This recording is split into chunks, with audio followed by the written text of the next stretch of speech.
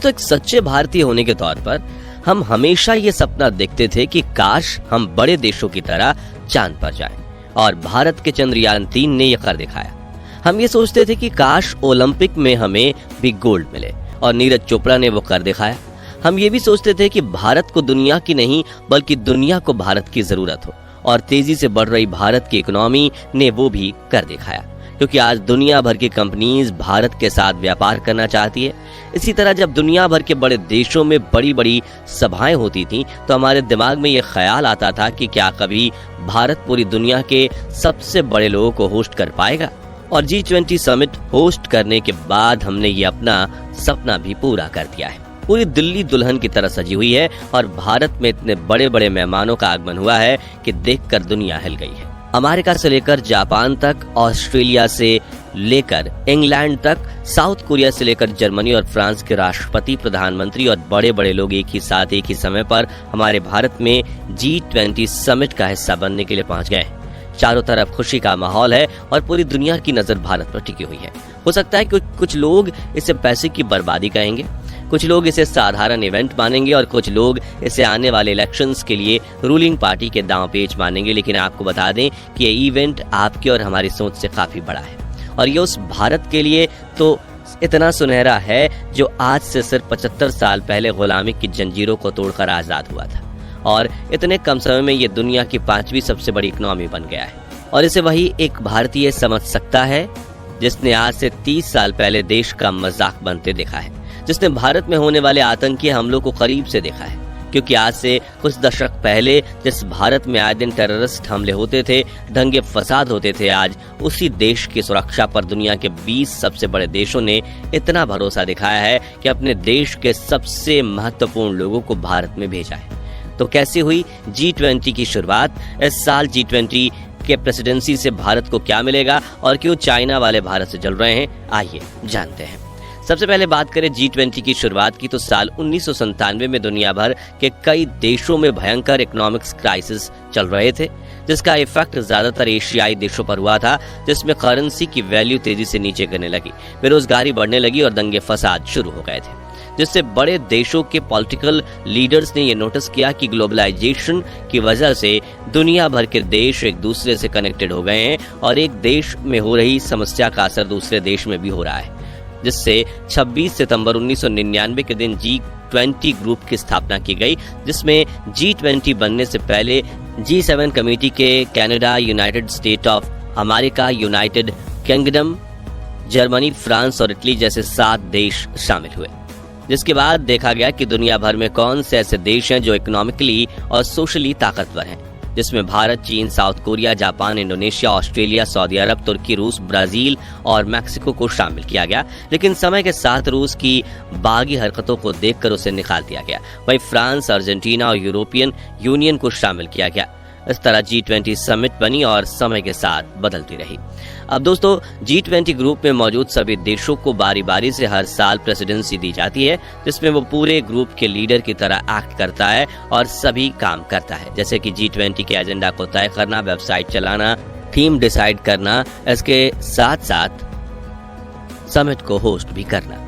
और इस साल जब ये मौका भारत को मिला है तो हमने इसका जमकर फायदा उठाया है, लेकिन दुनिया को हमारी ज्यादा जरूरत थी, क्योंकि पूरी दुनिया में जो पावर का बैलेंस है वो 2 हिस्सों में बटा हुआ है, जिसमें एक तरफ अमेरिका, यूरोप और इंग्लैंड के कुछ देश हैं, दूसरी तरफ रशिया है, जिसने यूक्रेन से युद्ध करके दुनिया भर में अपने कई दुश्मन बना लिए हैं, और चाइना इस वक्त रूस के साथ खड़ा होने की एक्टिंग कर रहा है, इसलिए दुनिया चाइना से भी चिड़ी हुई है। लेकिन भारत इनमें से किसी ग्रुप में नहीं आता, बल्कि हम अकेले इन दोनों ग्रुप्स को संभाल सकते हैं। जी हाँ, जहाँ एक तरफ भारत के रूस के साथ अच्छे रिश्ते हैं, वहीं चाइना के पास भारत ही एक इकलौता देश है जो उसकी गुंडागर्दी को रोक सकता है। ऐसे में यूएस, इंग्लैंड और यूरोप के देश भी भारत के साथ अच्छे ताल्लुकात बनाए रखने की कोशिश में लगे हुए हैं।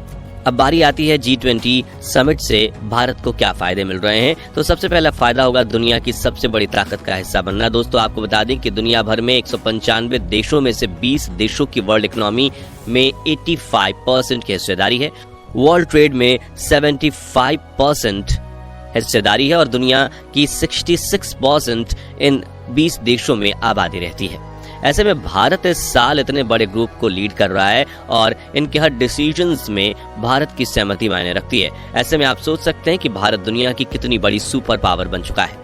दूसरा सबसे बड़ा फायदा है बड़े बड़े देशों से रिश्ते सुधार होना। जी हाँ साथियों, G20 ग्रुप के अलावा बाकी देशों को भी समिट का हिस्सा बनने के लिए इनवाइट किया जाता है और ये इनविटेशन सिर्फ होस्ट कंट्री ही दे सकती है। तो इस साल भारत ने 9 देशों को G20 में हिस्सा लेने के लिए इनविटेशन भेजा, जिसमें Bangladesh, Egypt, Mauritius, Netherland, Nigeria, Oman, Singapore, Spain और UAE जैसे देश शामिल हैं।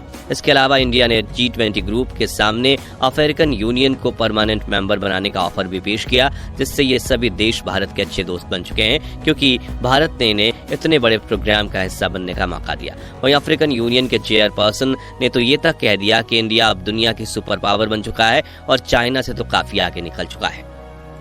तीसरा बड़ा फायदा इकोनॉमिक ग्रोथ होना। G20 समिट में पूरी टेबल की मीटिंग एक साथ होती ही है, साथ ही सभी देश एक एक करके होस्ट कंट्री से मिलते भी हैं और फ्यूचर प्लान्स के बारे में बातचीत करते हैं। ऐसे में भारत की इतनी arrangements, economic growth, market size और पावर देखकर G20 ग्रुप से जुड़े और इनविटेशन को स्वीकार करते हुए सभी देश ने भारत के साथ कोई ना कोई व्यापार करने के लिए हाथ मिलाया है, जिसका फायदा हमें आने वाले सालों में देखने को मिलेगा, क्योंकि अब दुनिया का कोई भी देश चाइना के साथ बिजनेस नहीं करना चाहता और चाइना के बाद कोई ऐसा देश है जिसके पास मैन पावर हो, यानी लोग हो, पावर हो और पैसा हो, तो वो भारत है। इसलिए भारत के इंपोर्ट एक्सपोर्ट के बिजनेस में तगड़ी ग्रोथ देखने को मिलने वाली है और ये सब देखकर चाइना पूरी तरह से जल चुका है। इसलिए तो G20 का हिस्सा होने के बावजूद इस साल चाइना के प्रेसिडेंट जिनपिंग भारत नहीं आए।